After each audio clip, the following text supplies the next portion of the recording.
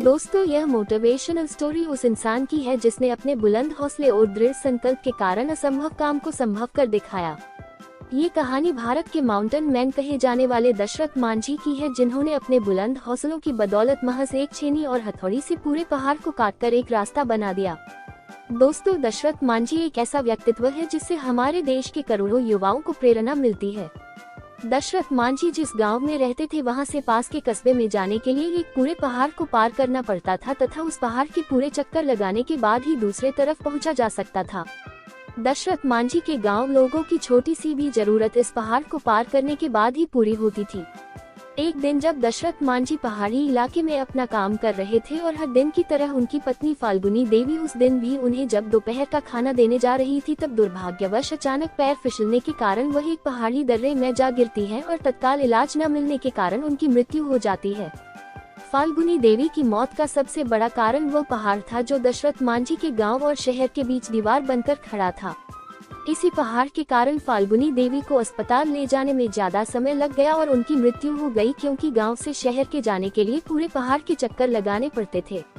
अपनी पत्नी की मृत्यु ने दशरथ मांझी को पूरी तरह झकझोर के रख दिया और वह सोच में पड़ गए हैं कि कैसे एक पहाड़ के बाधा बनने के कारण वह अपनी पत्नी को नहीं बचा सके।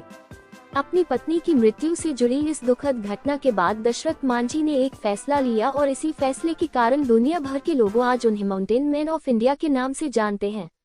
मांझी ने अपने बुलंद इरादों से यह फैसला लिया कि वे उस पहाड़ को ही काट डालेंगे जिसके रास्ता रोकने के कारण उनकी पत्नी की दर्दनाक मौत हो गई थी। इसके बाद अपने बुलंद हौसलों और इरादों का परिचय देते हुए दशरथ मांझी अपनी छोटी सी छेनी और हथौड़ी से उस विशालकाय पहाड़ को तोड़ने में लग गए। जब गांव वालों ने पहली बार उन्हें मात्र एक छेनी और हथौड़ी से पहाड़ को तोड़ते हुए देखा तो लोग उन पर हंसने लगे और उनका मजाक उड़ाने लगे। कईयों ने तो उन्हें पागल भी कहना शुरू कर दिया था।